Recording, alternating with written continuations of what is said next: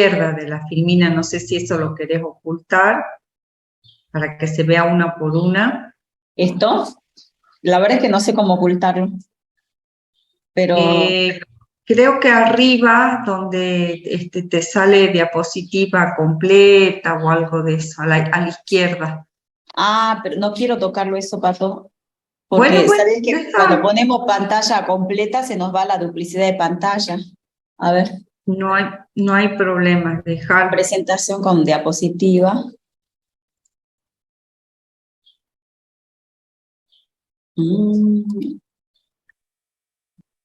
Vista. Puede ser No, en vista, ¿no? no me aparece. Bueno, no Bueno, importa. déjalo, No importa déjalo. porque igual voy a saltear alguna. Bueno, Bueno, arrancamos nomás, ¿no? Porque son las 6. sí, sí.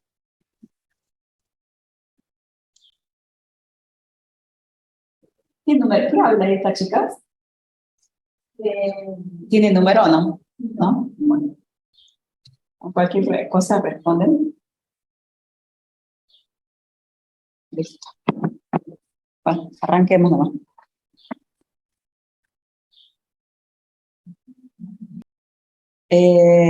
Y sí, grabemos, Sergio. Ok. Bueno, Sí, grabé. arranquemos.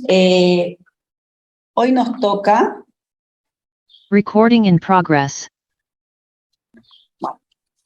Hoy nos toca ver el tema sociedades de capital. Lo vamos a dictar en 2 clases. La primera clase, la primera parte a mi cargo y la segunda parte a cargo de la contadora Egues. Vamos a trabajar con su material que está subido en la plataforma. Y bueno, con este Power nos va a servir de guía, digamos, para la clase de hoy.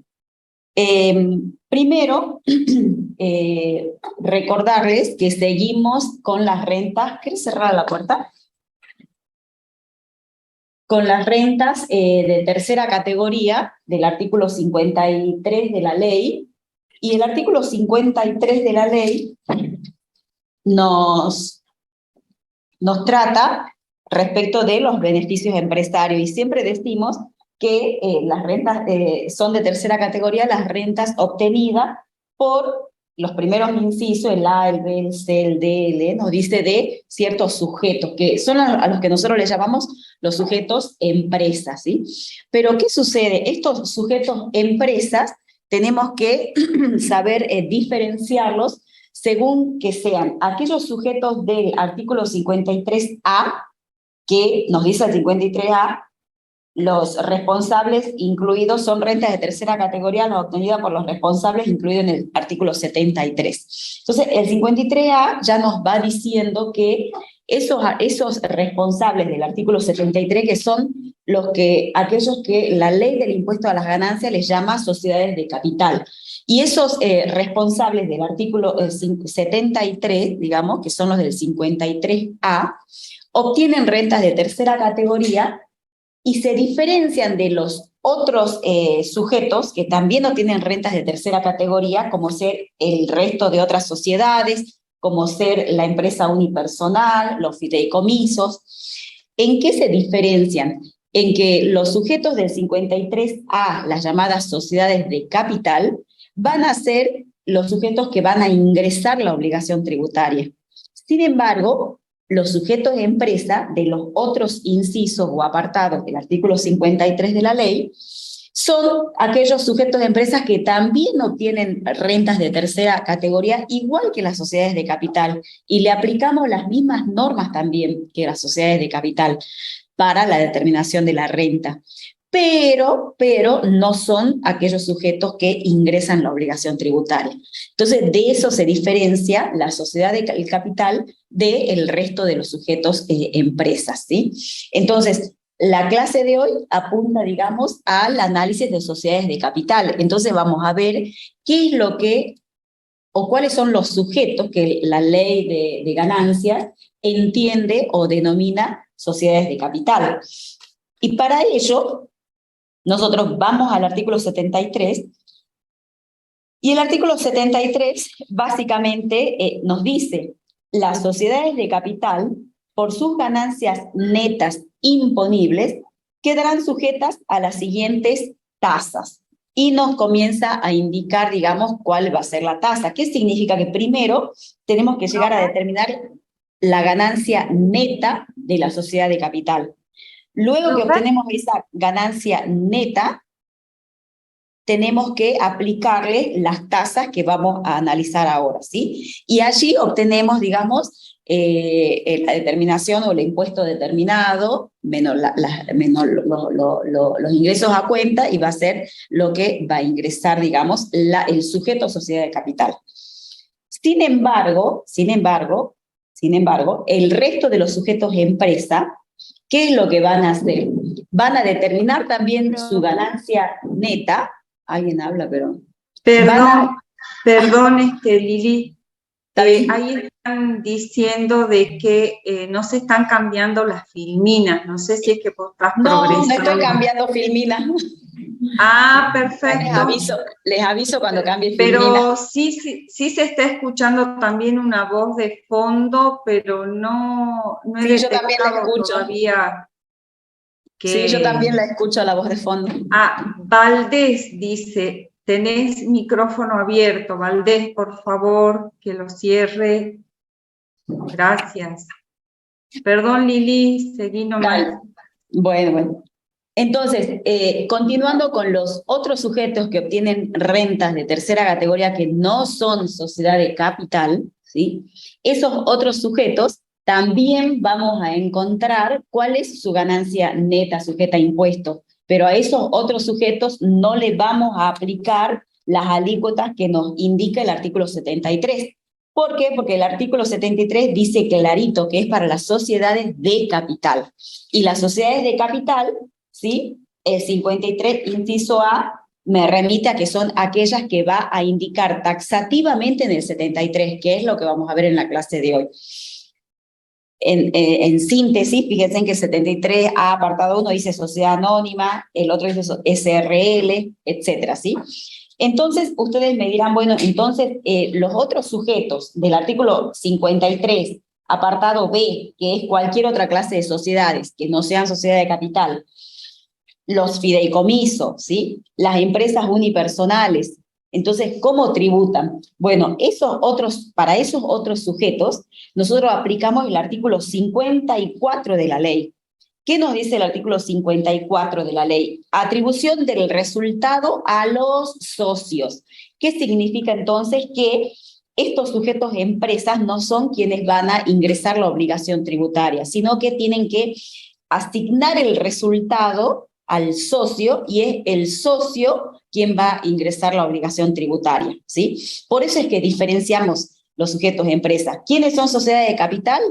Cuando determinamos la ganancia, en general, 90% aplicamos las mismas reglas. Todo lo que vinimos viendo de las deducciones especiales de tercera categoría, el tema de la evaluación de los bienes de cambio, los criterios de evaluación, le aplicamos las mismas reglas a todos los sujetos de empresa. ¿Dónde comenzamos a diferenciar? Cuando vamos a ver o a analizar, a ver, ¿ellos ingresan la obligación tributaria o no ingresan la obligación tributaria? ¿Sí? Solamente ingresan la obligación tributaria las que la ley de ganancias denomina sociedad de capital, o sea, las del artículo 73. ¿Qué hacemos con el resto de los sujetos de empresa? Con el resto de los sujetos de empresa vamos a hacer aplicación del artículo 54, que nos dice el resultado del balance impositivo, porque ya dijimos, cuando nosotros buscamos la ganancia neta, ¿sí?, del sujeto empresa, justamente lo que buscamos determinar es el resultado del balance impositivo o la ganancia impositiva, ¿sí? Bueno, entonces, me dice el 54, el resultado del balance impositivo de las empresas unipersonales, porque la empresa unipersonal es un sujeto empresa que no está incluido en el 73, o sea que no es considerada sociedad de capital. Pero también me dice de las sociedades incluidas en el 53B. ¿Y qué me dice el 53B? Todas las que deriven de cualquier otra clase de sociedades. ¿A quién colocamos ahí? A la famosa sociedad libre, la sociedad irregular, la sociedad o la vieja sociedad de hecho, si quieren llamarlo así, ¿sí? la sociedad de la sección cuarta de la Ley General de Sociedades. Esa es la que va en el 53B. Entonces, la empresa unipersonal y, por ejemplo, la sociedad, digamos, del 53 y la sociedad del 53B, nos dice el artículo 54 que ese resultado que obtengan estos sujetos de empresa se considerará, en su caso, íntegramente asignado al dueño, si es que se trata de la empresa unipersonal, o distribuidos entre los socios, ¿sí?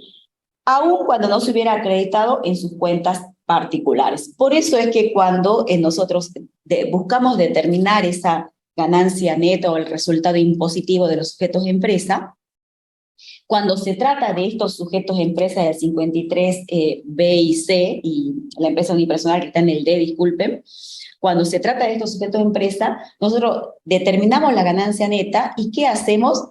Trasladamos esa ganancia neta a la columna en la determinación en conjunto que hacemos de la persona humana. Vieron que armamos segunda, primera, tercera y cuarta. Bueno, mandamos esa renta neta del sujeto empresa y la colocamos allí como renta de tercera categoría dentro de la determinación en conjunto, ¿sí? Eso es aplicación del artículo 54 de la ley, ¿sí? Es la determinación de la ganancia neta de un sujeto empresa que obtiene renta de tercera categoría, pero que no ingresa a la obligación tributaria, ¿sí? Entonces determinamos la ganancia neta y luego la trasladamos a la determinación en conjunto. Ahora, hoy vamos a trabajar con el otro sujeto de empresa, el que sí ingresa a la obligación tributaria, ¿sí? Y a ese sujeto de empresa que sí ingresa a la obligación tributaria, no le hacemos aplicación del artículo 54, sino que le hacemos aplicación del artículo 73 de la ley, ¿sí? Directamente, como ya tenemos la ganancia neta calculada o determinada, porque hicimos aplicación de todas las normas que vinimos viendo en todas estas clases cuando comenzamos, digamos, con los sujetos de empresa, o con las rentas de tercera categoría, a esa ganancia neta le vamos a aplicar, digamos, la alícuota del 73. Ahora, ¿qué nos trae el artículo 73? Fijémonos que les llama sociedades de capital, tasas, ¿sí? Entonces, veamos a qué les llama la ley de ganancias sociedades de capital, ¿sí? Y esto es solamente para la ley de ganancias, no tiene nada que ver con la legislación de fondos, ¿sí? Entonces, la ley de ganancia dice, las sociedades de capital para el impuesto a las ganancias, por sus ganancias netas imponibles, que ya la hemos calculado aplicando todas las normas que ya vimos, quedan sujetas a las siguientes tasas. Y me dice el primer inciso, 25%, porque ustedes deben tener también en el texto, digamos, de su ley de ganancia, algún subtítulo con respecto a los cambios que hubo, digamos, de alícuotas, ¿sí? De alícuotas o de tramos de escala. En principio, en mi texto, por ejemplo, me sigue trayendo las tasas que son aplicables entre el 18 a diciembre del 2020. Y después tenemos otro subtítulo de las tasas que son aplicables a partir de los ejercicios iniciados el 1 de enero del 21, ¿sí? Si quieren, vamos a leer desde allí, ¿sí? En el subtítulo, ¿sí?, de las tasas aplicables a partir del 1 de enero del 21, o sea, ejercicios iniciados a partir del 1 de enero del 21, que teóricamente cierran el 31 de diciembre del 21 y se presenta la declaración jurada en el 22, las sociedades quedaron sujetas al siguiente tratamiento. Antes directamente aplicábamos una tasa, que también fue susceptible, digamos, de modificaciones, ¿sí? Pero, ¿sí?, a partir de los ejercicios iniciados el 1 de enero del 21, ya deja de lado un poco la aplicación directa de tasas y nos trae, digamos, como un tramo parecido al artículo 94, digamos, en el que aplicamos para las personas humanas, ¿sí? Nos trae un tramo de ganancias, ¿sí? Y sobre ese tramo una alícuota distinta, ¿sí? Una alícuota que va a rondar entre el 25 y el 35. Pero antes de entrar, veamos la filmina. No he pasado ninguna filmina todavía, ¿no? Esta filmina con la que vamos a trabajar hoy, la contadora de Egues va a seguir en la próxima clase, que no sé si es mañana o pasado, ¿sí? Entonces, vamos a trabajar sobre este mismo material. Acá tenemos las sociedades de capital. nueva enumeración y alícuotas en el artículo 73 de la ley. Acá, un poco, en esta filmina, vale, que está subida a la plataforma, reitero, quiero bajar esto, ahí está, ¿no? Ahí. Está subida a la plataforma. Acá un poco les puso la contadora en este material un poco la historia de lo que fueron los cambios de alícuotas, ¿sí? Por ahí, bueno, de acá para adelante no hay, digamos, ustedes no van a tener inconveniente, me parece que ya ya les voy a decir el inconveniente que van a tener, pero lo que sucede es que desde la gran reforma de diciembre del 2017, nosotros se vino modificando este artículo porque se buscaba una reducción de tasa. ¿Sí? Entonces, la tasa en realidad era del 35, bajó al 30, iba a ser aplicable por 2 o 3 años, iba a quedar en el 25, a partir del 1 de enero del 21, que es lo que ustedes ven aquí en el material, ¿sí? Pero luego, en junio del 21, vino otra ley, la 27630, porque la ley de la gran reforma de ganancia es la 27430, ¿sí? Pero en junio del 21 vino la ley 27630, ¿sí? Y nos trajo, o vino con esta novedad, digamos, de incorporarnos esta tabla, ¿sí? Donde ahora, digamos, tenemos estos tramos, ¿sí? Que le dije, no van a tener complicaciones en cuanto a las alícuotas, porque las alícuotas van a quedar, porque hay 3 tramos nada más, ¿sí? El 25, el 30 y el 35, ¿sí? Pero acá, voy a pasar un ratito, ¿ve? Estos son los tramos que van a quedar ahora por una modificación de junio del 21. Pero, ¿cuál va a ser la única complicación que vamos a tener, de hecho? No es complicación, pero tenemos que estar actualizándonos, es justamente el tramo de la ganancia neta imponible. ¿Por qué? Porque cuando vino esta modificación, nos dice la propia, y está en el texto del artículo 73, y ya les leo, en el último párrafo, los montos previstos en la escala establecida en este artículo se ajustarán anualmente a partir del 1 de enero del 22. Fíjense que ya estamos en octubre del 22, ¿sí? Considerando la variación del IPC correspondiente al mes de octubre de cada año. Entonces, ¿qué es lo que significa? Que este tramo de 5 millones ya no va. Ustedes en el texto deben tener otro importe de 7 millones. Ahora ya les digo, es 7.604.000, ¿sí? Se actualizó todo este tramo. Esto que llegaba a 50 millones, ahora llega a 76.049.000, ¿sí? También este tramo del fijo también se actualizó, ¿sí? Esto que era de 1.250.000 como fijo en el tramo 2 en la segunda escala, ahora queda en 1.901.000, con monedas también, ¿sí? La alícuota no varía, esto no va a variar, pero todos los años, ¿sí? Todos los años la escala de la ganancia neta imponible y este importe fijo van a variar todos los años, ¿sí? Como también el excedente, ¿sí? Lo único que no va a variar es la alícuota, que la vamos a tener por ahora, digamos, en las 3 escalas. Entonces, volvemos con el tema de...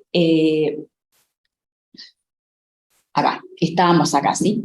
Entonces, volvemos, digamos, con la vigencia de la 27630, ¿sí? Que nos trajo entonces la novedad de esta escala. ¿Por qué les digo también esto? Porque en realidad ustedes siempre tienen la costumbre de ver exámenes parciales viejos para practicar, libros también van a ir a ver doctrinas, ¿sí? Y van a ver esto, y van a ver que es distinto, ¿sí? Entonces, por eso es importante que le expliquemos un poco porque todos estos años fueron años de muchas reformas. Entonces, para que ustedes vayan y sepan hasta dónde pueden, digamos, estudiar o pueden tomar, digamos, lo que ustedes lean en los libros, ¿sí?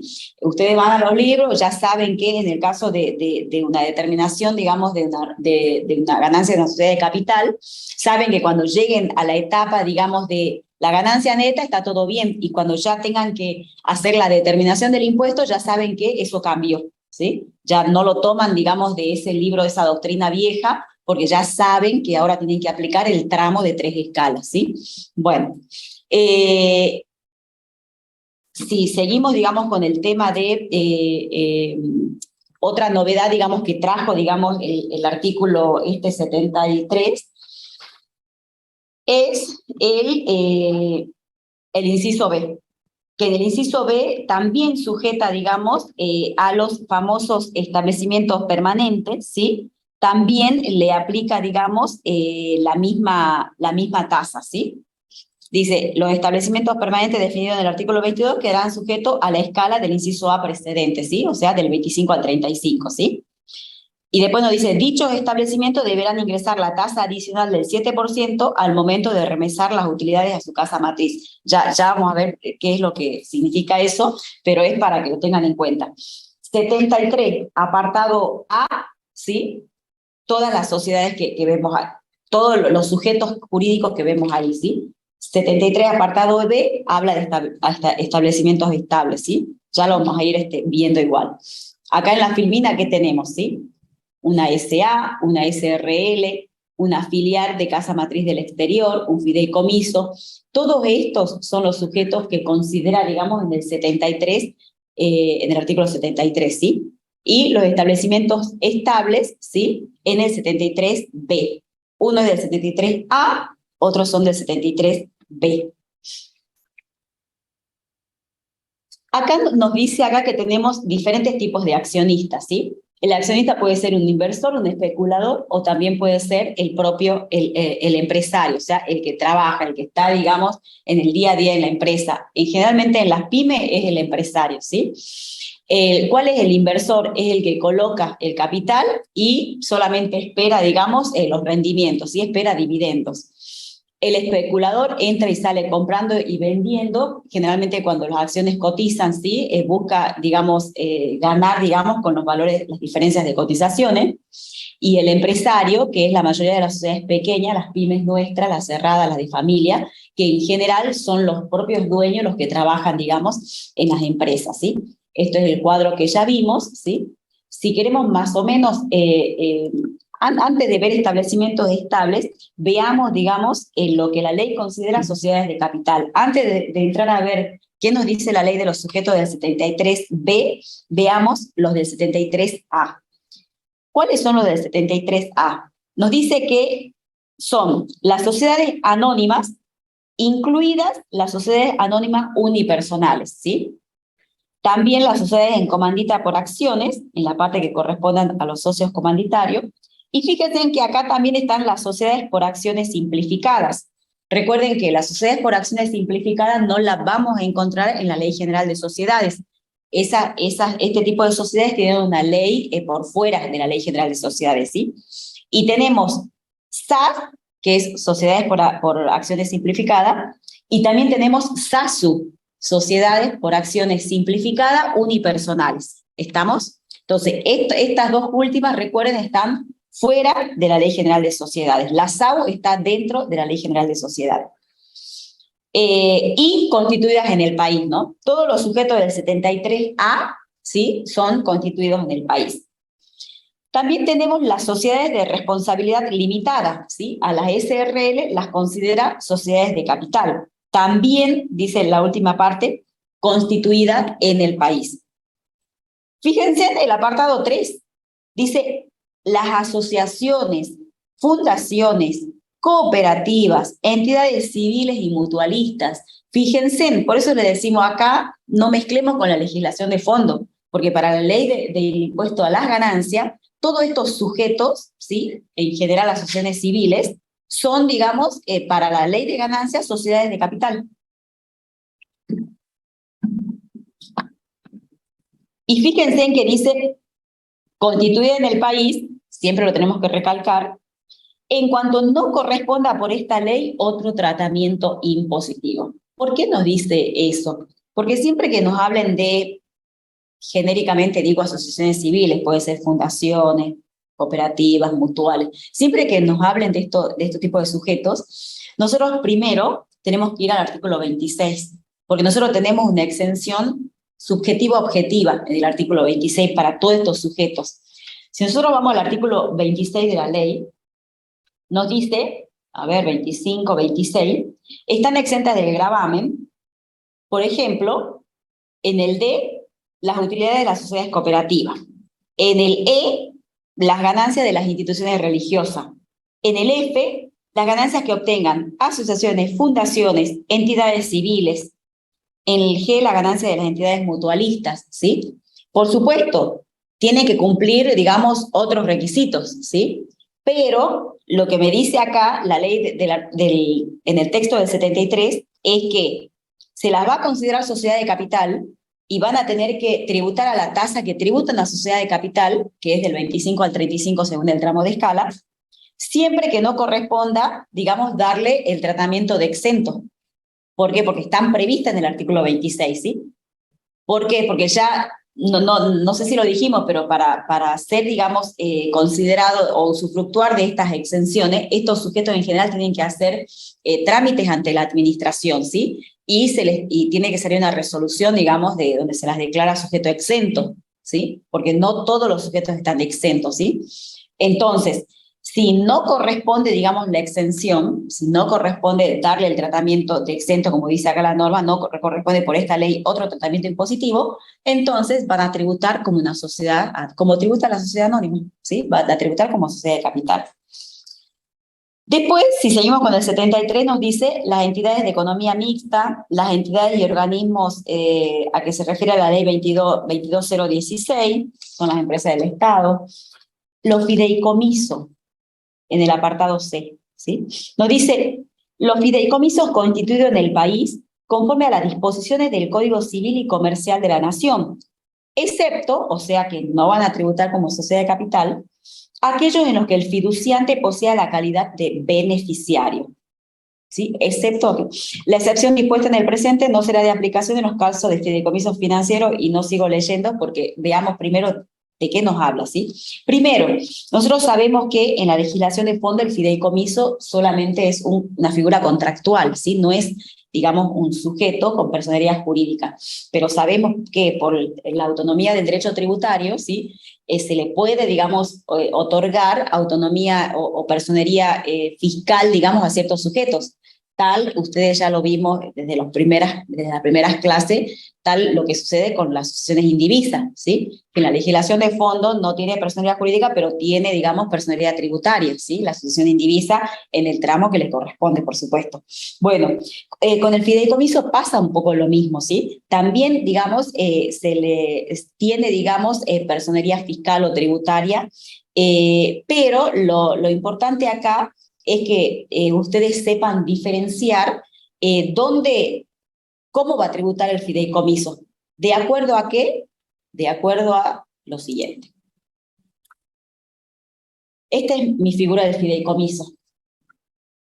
Nosotros tenemos varias, no sé si decirle partes, ¿sí? En un contrato de fideicomiso. Nosotros tenemos el fiduciante, que el fiduciante es el que entrega los bienes, ¿sí? ¿A quién entrega? El fiduciante es el propietario de los bienes, que se los entrega al fiduciario, y el fiduciario es un administrador de ese patrimonio fideicomitido que está compuesto por los bienes que le entregó el fiduciante, ¿sí? Y por supuesto, por el resto de los bienes, si es que por la buena administración del fiduciario, ¿sí? Pero ¿qué sucede? El fiduciario administra este patrimonio fideicomitido, ¿sí? Y obtiene rentas. Y las rentas que obtiene se las tiene que dar a un beneficiario que ya está indicado, digamos, en el contrato de fideicomiso. Cuando se hace el contrato de fideicomiso, se indican, digamos, cuáles son las partes intervinientes, ¿sí?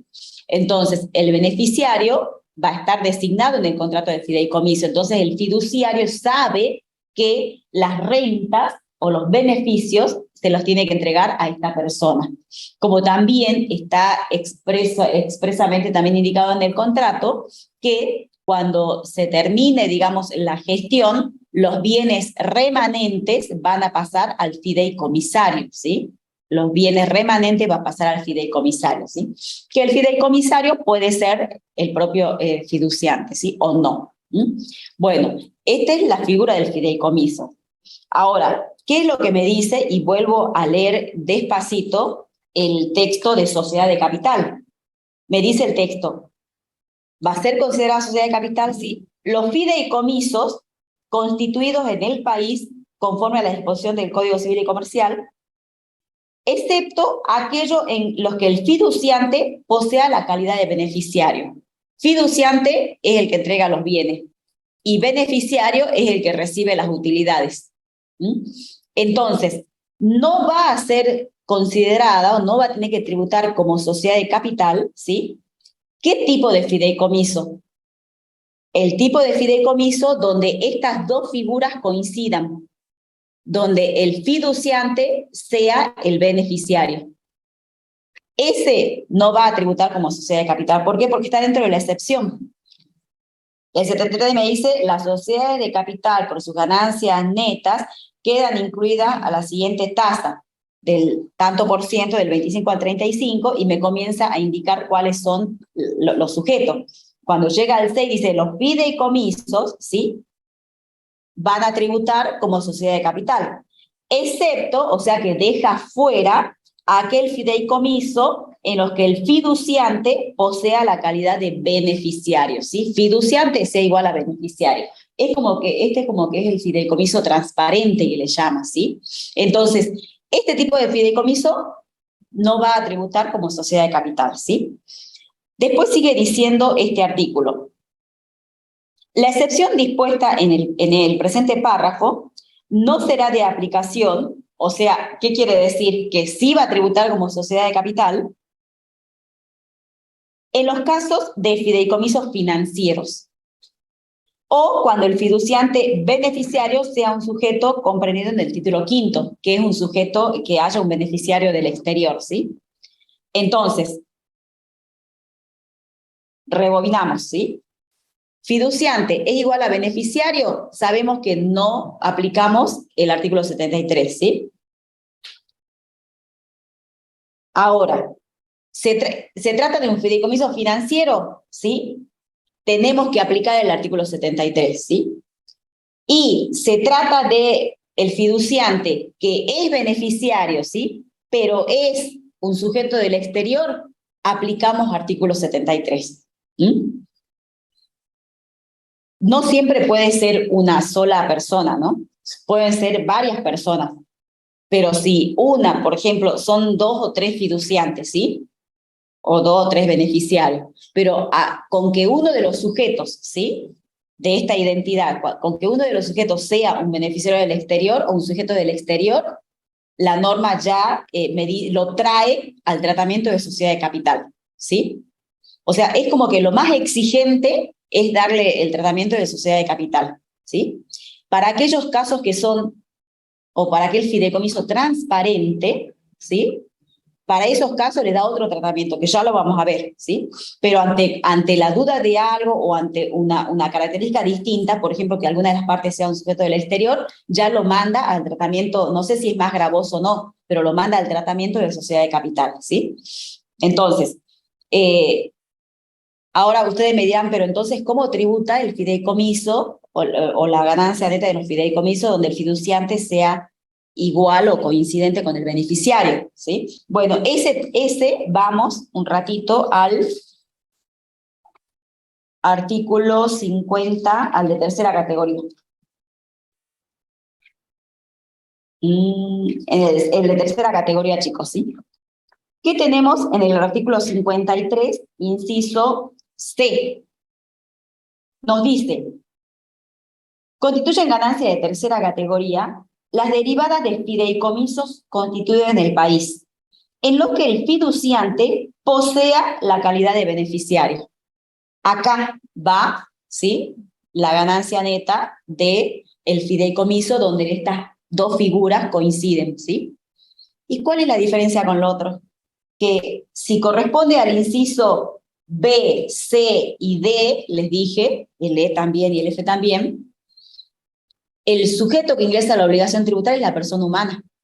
Y lo tenemos que ir y remitir en la declaración jurada en conjunto dentro del apartado renta de tercera categoría, ¿sí? No que si es sociedad de capital, el sujeto que ingresa a la obligación tributaria es la sociedad de capital, ¿sí? Esa es la diferencia.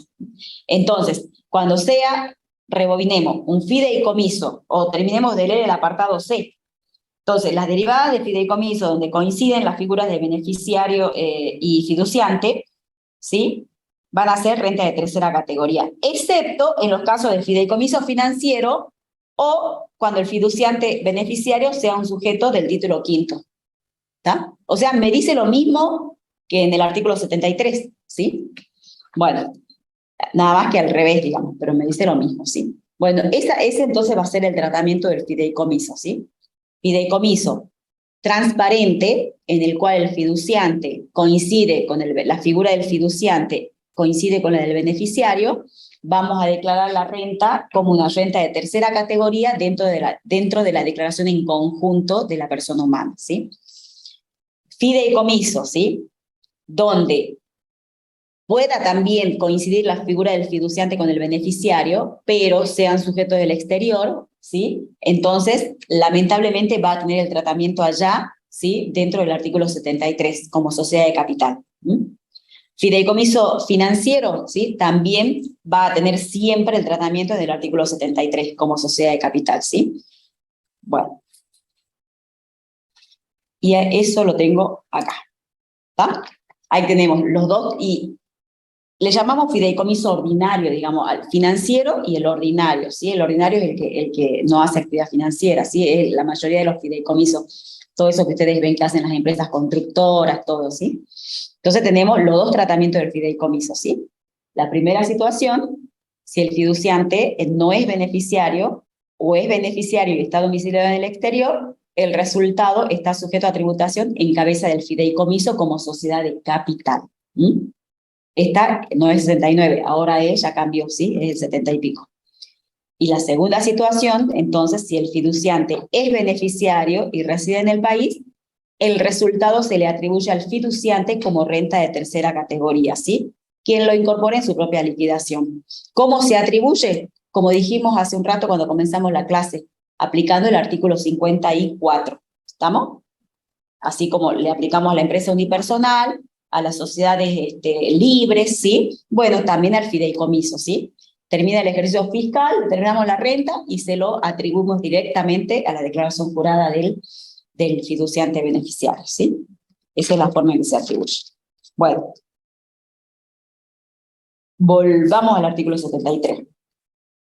¿Quiénes más me dice el artículo 73 que son consideradas sociedades de capital?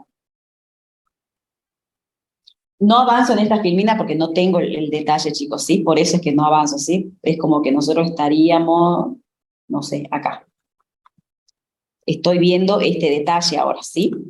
¿Sí? Por eso es que no se asusten porque no estoy con la filmina. Estoy con el texto legal, que creo que todos tenemos que estar con el texto legal, ¿no? Vimos el apartado 6. El apartado 7 también es algo parecido. Los fondos comunes de inversión constituidos en el país, ¿sí? El apartado 8, las sociedades incluidas en el inciso B, el apartado 8 sí es nuevo en el sentido de que vino con la gran reforma, digamos, de la ley de ganancias, y en este apartado 8 lo que hace es incorporar, digamos, un régimen opcional, ¿sí? ¿Para quiénes? Para aquellas sociedades incluidas en el artículo 53B, que son el resto de las sociedades que le dije que allí, por ejemplo, entran las sociedades libres, ¿sí? Bueno, para el caso ese de las sociedades del 53B y para los casos de los fideicomisos comprendidos allí en el inciso C, esos que la figura del fiduciante y del beneficiario coinciden, dice que también pueden tributar como sociedades de capital si es que optan, ¿sí?, por tributar conforme a las disposiciones del presente artículo, nos dice, ¿sí? Y nos aclara que dicha opción podrá ejercerse en tanto los referidos sujetos lleven registraciones contables que le permitan confeccionar balances comerciales y que deberá mantenerse la opción por 5 periodos fiscales contados a partir del primer ejercicio en que se aplique la opción, ¿sí? Entonces, el apartado 8 es toda una novedad, pero lo que hace es darle la opción, ¿sí?, a aquellos sujetos, digamos, que en principio la ley establece, ¿sí?, que la forma, digamos, en que van a ingresar la obligación tributaria es mediante la declaración jurada en conjunto, ¿sí? Lo que hace el apartado 8 del 63 es decirles, si quieren, pueden hacer, digamos, que esas rentas tributen como sociedad de capital, ¿sí? Es opcional, pero una vez que ejercieron la opción, la tienen que mantener por 5 años, ¿sí? Y al margen de eso le ponen una obligación, que tienen que hacer balances, ¿sí? Tienen que llevar balance. Bueno, ¿qué me termina diciendo el artículo 73, último párrafo, el apartado A? Los sujetos mencionados en los apartados anteriores quedan comprendidos en este inciso desde la fecha del acta fundacional o de celebración del respectivo contrato según corresponda. Y para los sujetos mencionados en el apartado 8, desde el primer, que son los opcionales, desde el primer día del ejercicio fiscal siguiente al del ejercicio de la opción, ¿sí? Entonces, bueno, esto un poco, digamos, para recordarles, pero es desde la fecha del acta fundacional ya quedan comprendidos en este régimen, ¿sí? O sea, son sujetos aparte del impuesto desde la fecha del acta fundacional, ¿sí? Les digo porque a veces se crean los sujetos, ¿sí? Y después, como a los varios años recién van a querer, digamos, inscribirlos en los tributos, ¿sí? Y en realidad la obligación está desde la fecha del acta fundacional, no desde que el contribuyente o el sujeto aparece, digamos, a realizar sus primeras inscripciones en los fiscos, ¿sí? Y ahora sí vamos a los del apartado B, que el apartado B, el 73B, también, digamos, fue, digamos, un poco, digamos, novedoso, ¿sí? ¿Qué me dice el apartado B? Los establecimientos permanentes, fíjense, definidos en el artículo 22. O sea que esto no lo teníamos antes nosotros, ¿sí? También van a tributar, digamos, nos da la misma escala, digamos, que las sociedades constituidas en el país. ¿Sí? Nos da la misma escala, ¿sí? Entonces, vamos a ver quiénes son estos sujetos, ¿sí? Acá en la filmina de la pantalla, como les digo, esto es la incorporación, digamos, de qué es lo que entendemos por establecimientos permanentes, fue producto, digamos, de la gran reforma de diciembre del 17, que ahora lo vamos a ver en el artículo 22, ¿sí? ¿Cuál es, digamos, el objetivo, digamos, de captar, digamos, este tipo de sujetos, ¿sí? Es para evitar, digamos, el traslado de utilidades y bases a países de baja o nula tributación, ¿sí? Las rentas obtenidas por estos establecimientos, que les llamamos permanentes, en caso, digamos, de que pertenezcan a sujetos del exterior, son de fuente argentina, porque están desarrollando actividad en Argentina en general, ¿sí? Estos establecimientos. ¿Qué nos dice el artículo? Vamos al artículo un ratito, 20 y pico, 22, ¿sí? El artículo 22 nos dice, a los efectos de esta ley, el término establecimiento permanente significa un lugar fijo de negocios, mediante el cual un sujeto del exterior realiza toda o parte de su actividad, ¿sí? Por ello es que en el texto, digamos, en el mismo texto legal nos ejemplifica, ¿sí? Y nos dice que se va a entender por establecimiento permanente, por ejemplo, si tienen en la Argentina una sede de dirección o administración, si tienen una sucursal, una oficina, una fábrica, un taller, una mina, ¿sí? Una mina, un pozo de petróleo, ¿sí? Entonces, cuando nosotros, digamos, encontremos, ¿sí?, que hay un sujeto del exterior y en la Argentina, digamos, tiene, digamos, un establecimiento de estos tipos que me indica la norma, ¿sí?, que después me da más detalles, ya vamos a seguir avanzando, entonces ya lo tenemos que identificar como un establecimiento permanente, ¿sí?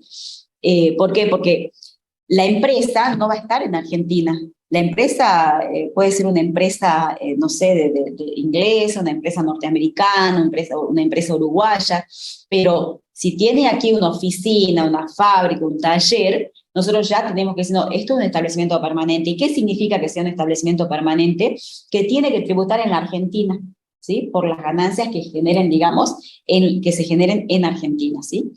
Nos continúa diciendo el texto legal El término establecimiento permanente también comprende, fíjense, también comprende, y creo que es esto, una obra, construcción o proyecto de montaje o instalación, ¿sí? Con un plazo de duración superior a 6 meses. Por supuesto, siempre realizado en el país. Es como que la empresa extranjera puso o extiende su mano, pone sus pies en nuestro territorio, ¿sí? Por alguno de estos medios. En caso de subcontratar con empresas locales para dicha tarea, también se van a adicionar el tiempo que trabajan estas empresas locales para el conteo, digamos, de estos 6 meses para considerarlo establecimiento permanente en Argentina, ¿sí? También nos dice que la prestación de servicios desde el exterior, incluida la consultoría, en forma directa o por medio de empleados contratados, también por el mismo plazo, ¿sí? Se lo va a considerar establecimiento permanente. Después, también, y esto es importante, fíjense acá, todo esto que nos trajo la reforma vino a aclarar, la verdad, muchos casos, o a incluir, mejor dicho, muchos casos, digamos, dentro de la tributación, ¿sí? Los establecimientos permanentes se entenderán que también, digamos, existe cuando el sujeto del exterior tenga en el país una persona, no importa si es humana o jurídica, pero que esa persona en el país ejerza poderes para concluir contratos, ¿sí? Y esto se ve muchísimo acá, más con el tema de ahora de que están, digamos, con las explotaciones mineras. Hay muchas empresas que vienen y firman, digamos, contratos con los dueños de las áreas mineras para, digamos, contratos de confidencialidad. Comienzan con los contratos de confidencialidad hasta que se concreta, digamos, todo el tema de las adquisiciones, ¿sí? O la explotación, el acuerdo de explotación. Entonces, fíjense, y tienen una persona acá que viene y firma los contratos en representación de las empresas extranjeras, ¿sí? Que cuando realicen entregas de mercadería por su cuenta, cuando asuman riesgos, cuando actúen sujetos a instrucciones, ¿sí? Es como que es, digamos, como el mandante, ¿sí? Cuando ejerzan actividades propias del sujeto extranjero, cuando perciban, esas personas que estén actuando acá en Argentina, perciban una remuneración, o sea, de parte del sujeto extranjero, ¿no? Independientemente del resultado de sus actividades, ¿sí? O sea que es como que acá hay que tener en cuenta que lo está representando, ¿sí? El que está, digamos, operando en Argentina o haciendo todas estas gestiones, si quieren llamarlo así, está representando al sujeto del exterior, ¿sí? Entonces, también estos casos ya tenemos que comenzar a abrir los ojos y decir, es establecimiento permanente. Y si es establecimiento permanente, no, tengo que ver, digamos, a ver, porque puede generar renta, digamos, de fuente argentina y tengo que aplicar o darle el tratamiento de sociedad de capital del artículo 73, inciso B, ¿sí? Entonces, a ver, ¿qué más tenemos acá? No se considera que existe un establecimiento permanente, todo esto lo dice el texto legal. El artículo 22 es larguísimo, ¿sí? Y ahí me dice, todo esto que está en la filmina es el artículo 22, ¿sí? Así que no lo copien, lean el artículo 22 directamente, ¿sí? Dice, no se va a considerar que existe un establecimiento permanente cuando se actúe a través de corredores, comisionistas y cualquier otro tipo de intermediario, pero que, fíjense, que goce de una situación independiente, o sea, el intermediario está trabajando en forma independiente, ¿sí? Actúa en el curso habitual de sus negocios, sus relaciones comerciales no difieren de las efectuadas entre partes independientes, ¿sí? No obstante, cuando actúa total o principalmente por cuenta de un residente del exterior, este sujeto no se considerará como independiente, ¿sí? Yo hace un rato le dije cuando actúa como un mandatario, ¿sí? ¿Por qué? Porque el mandatario hace lo que le pide, digamos, su mandante, ¿sí? Pero cuando es un intermediario que está realizando, digamos, su actividad de forma independiente y le está haciendo gestiones al sujeto del exterior, no es ese el caso que toma la norma, sino toma ese caso donde el intermediario, el que está haciendo las gestiones, lo hace, digamos, como en su nombre y representación, ¿sí? Actúa para el sujeto del exterior, ¿sí? Bueno, eso es con respecto, digamos, a los establecimientos permanentes. Y ya sabemos entonces que si tenemos algunos de esos casos, podemos captar uno de esos casos, sabemos que tenemos que hacer la aplicación como sociedad de capital de 73, inciso B. Y encima del 73B es un poquito más agravado, ¿no? Porque fíjense en que dice se los leí así al pasar, porque dije, ya vamos a ver primero qué es lo que es establecimiento permanente. Pero si seguimos leyendo el segundo párrafo del B, dice, dichos establecimientos deberán ingresar la tasa adicional, o sea, primero va a tener que tributar como una sociedad de capital en función de la aplicación de la famosa escala, ¿sí? Pero luego, ¿sí? Si a este establecimiento estable o permanente se le ocurre, digamos, remitir utilidades al exterior, va a tener que ingresar una tasa adicional del 7%. Va a tener, o sea que después, digamos, de aplicar la tasa del 25 al 35 sobre las utilidades, ¿sí? Por las remesas al exterior, un 7% adicional.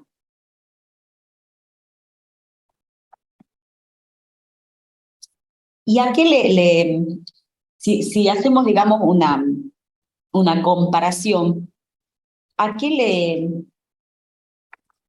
se les viene algo en la cabeza? ¿A qué lo podemos asimilar?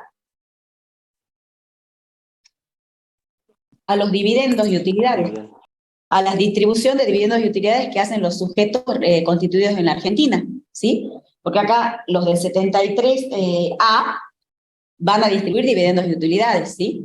Y ahí, bueno, ahora entramos a ver, digamos, a unir, digamos, el tratamiento, digamos, que se da a la sociedad de capital, ¿sí? Que obtiene las rentas, digamos, y paga el impuesto a las ganancias, aplicando esta escala, y vamos a ver qué pasa, digamos, con el accionista, que nosotros ya vimos en segunda categoría, que los dividendos y utilidades están grabados ahora, ¿sí? Bueno, cuando estamos en el establecimiento estable, fíjense en que a la utilidad del establecimiento estable le aplica la escala del 73A, ¿sí? Por su ganancia, pero después dice, esperen, si el establecimiento remite utilidades al exterior, no se olvide del 7% adicional, ¿sí? Y bueno, y si nosotros ahora, ya mismo, a ver qué sigue acá en la filmina. Bueno, esto acá, bueno, lo veamos, sí, lo vamos viendo, ¿sí? Anterior a la reforma, a la gran reforma de diciembre del 17, nuestra alícuota era del 35%, ¿sí? Pero con la reforma de la 27430, que es la gran reforma de diciembre del 2017, nos trajo, digamos, por 3 periodos fiscales, una disminución, nos trajo la norma, digamos, o implementó la modificación, una disminución de alícuota para el ente empresario, ¿sí? Para la sociedad de capital, ¿sí? Que iba a bajar, digamos, al 30% por 2 o 3 periodos y luego íbamos a quedar en el 25%, ¿sí? Pero cuando la reforma, la 27430, trae, digamos, esta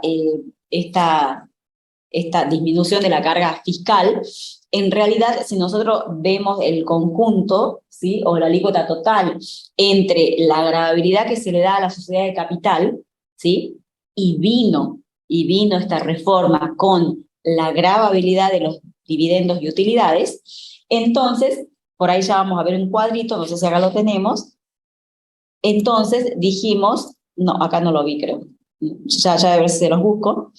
Entonces, ¿qué es lo que se dijo? En realidad no había una verdadera baja o disminución de la carga, del costo total, digamos, tributario en cabeza de la sociedad de capital. ¿Por qué? Porque si bien la alícuota, si es que se cumplía todo lo que trajo la reforma del 17, iba a llegar a un 25% para todos los sujetos, venía también con un incremento, una gravabilidad de los dividendos del 7%, cuando la alícuota del sujeto de la sociedad de capital bajaba al 30%, se implementó la gravabilidad de los dividendos al 7%.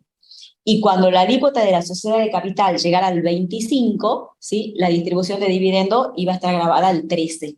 Entonces, después ya vamos a ver por ahí un cuadrito, si se los encuentro, cuando comparamos, digamos, hacemos la suma del peso económico del impuesto, ¿sí? Entre la sociedad de capital y entre la gravabilidad de los dividendos y utilidades, siempre terminamos igual tributando al 35%, ¿sí? Entonces, lo que trajo, digamos, un poco la reforma no es, digamos, disminución de la carga tributaria, sino que más bien era, digamos, porque se mantuvo en el 35%, nada más que la forma, digamos, en que se tributaba era un poco la sociedad un poco el accionista, ¿sí? Entonces, ¿cuándo se iba a sentir que realmente el impuesto, digamos, disminuía? Si es que no hacíamos distribución de dividendos. Es como que querían, digamos, incentivar a la reinversión de las utilidades en la sociedad de capital. Pero ¿qué pasa? Nunca llegamos más cuando son, digamos, así progresivos, planificados las modificaciones tributarias. En general no se terminan, digamos, de completar porque siempre nos viene una reforma, ¿no? Y todos los años, en diciembre de cada año, es estar esperando porque hasta el 30 de diciembre nos traen reformas, digamos, porque como es un impuesto, digamos, de periodo, entonces todas las reformas que operen, incluidas hasta el 31 de diciembre, son aplicables a todo el ejercicio fiscal del 1 de enero a 31 de diciembre. Entonces, por eso es que siempre ustedes van a ver que las reformas están todas en diciembre. Allí es donde, viste, nos damos con todas las novedades. Y tenemos que ponernos a ver qué hicieron, en qué modificaron, en qué impacta, ¿sí? Para poder comenzar a liquidar los impuestos, digamos, el impuesto anual, los meses del año siguiente, ¿sí? Bueno, y en este caso, nunca llegamos a la tasa del 25%. ¿Por qué? Porque la tasa del 25 comenzaba a operar del 1 de enero del 21 hasta el 31 de diciembre, en adelante. Pero en junio del 21, antes que llegue el periodo fiscal, el cierre, ahí ya vino esta otra ley que es la 27430, es la 27630, que es la que nos incorporó, digamos, la escala, ¿sí? Y esta escala va del 35, digamos, al 25, ¿sí? O sea que no llegamos o no llegó a quedar la tasa del 25% para todas las sociedades de capital, como estaba previsto, digamos, en la gran reforma de la 27430, ¿sí? ¿Por qué? Porque vino esta última reforma a traernos, digamos, el famoso tramo de tres tramos, ¿sí? La escala de 3 tramos. Bueno, esta actividad puntual tiene una tasa más agravada, ¿sí? Del 41.5. Y bueno, esto es lo que vimos. Esto es de la alícuota por remisión de ganancia a la casa matriz, ¿sí? Esto es lo que acabamos de leer, ¿sí? De los establecimientos permanentes, que antes no teníamos nada, ¿sí? No estaba grabado, ¿sí? Cuando vino la reforma del 17, se grabó, digamos, al 7%, después tenía que quedar al 13%, quedó al 7%, ¿sí? Que es lo que tenemos ahora vigente, ¿sí?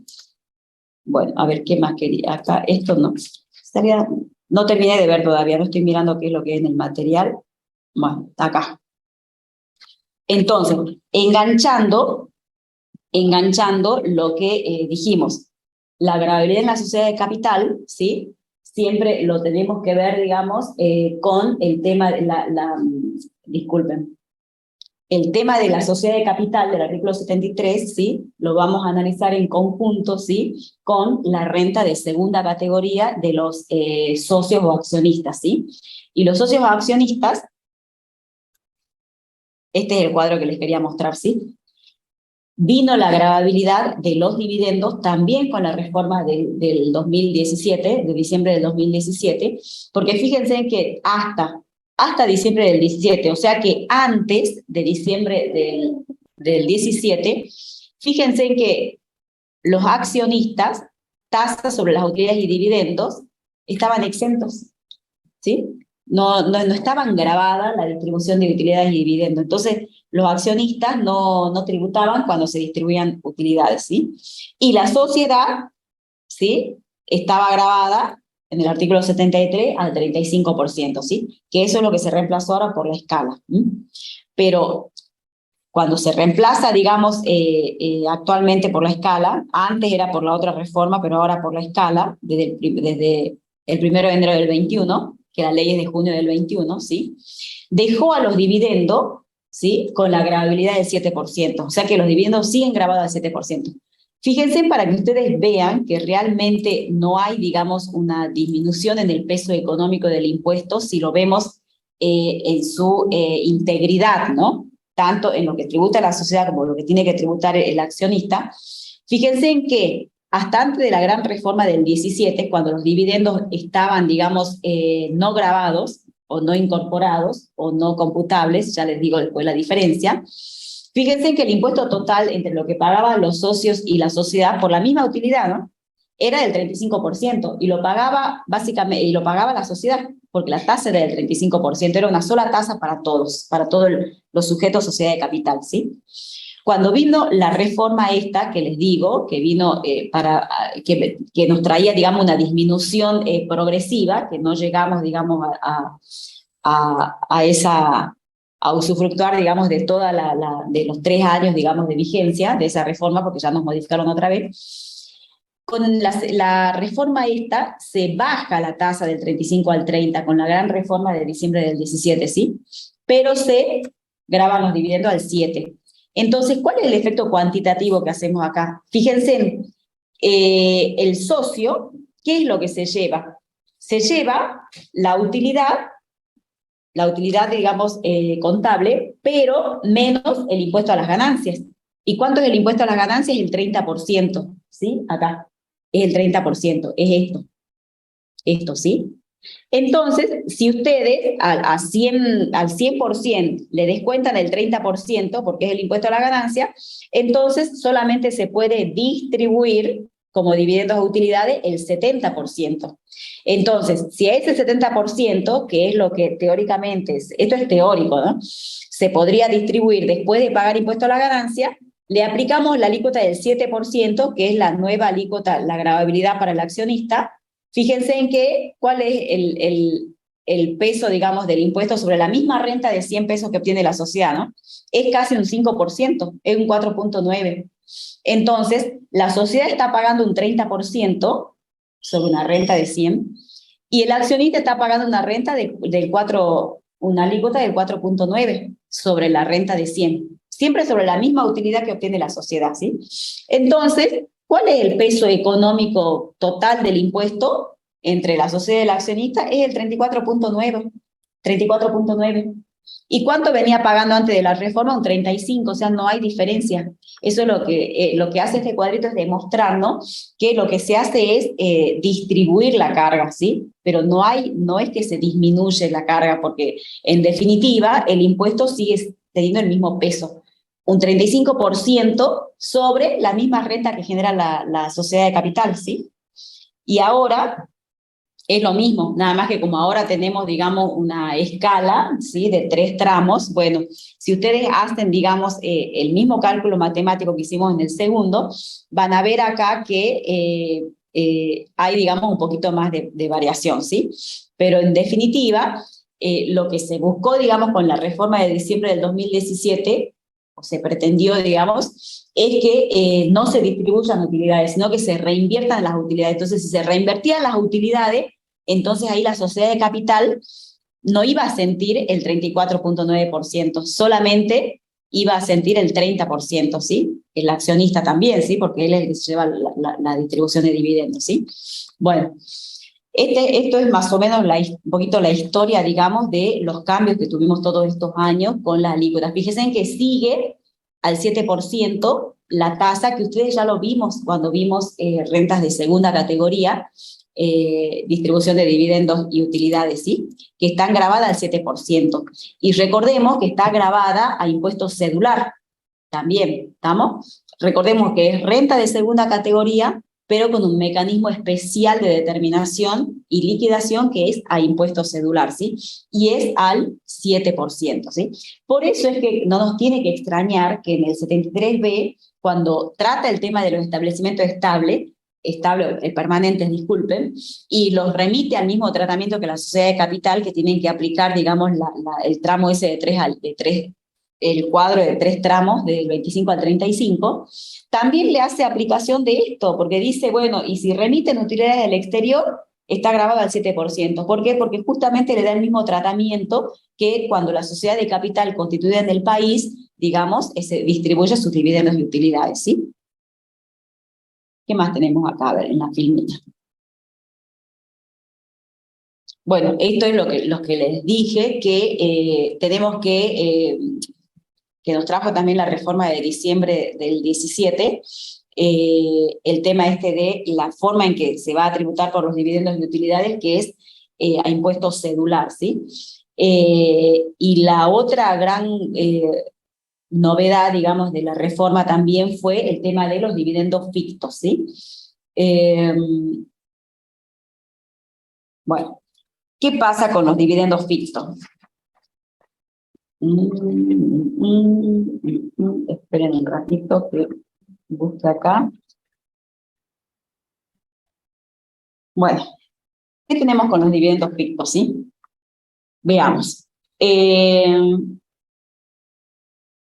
Una consulta, cuando vieron segunda categoría, ¿vieron punto por punto los dividendos fictos o no?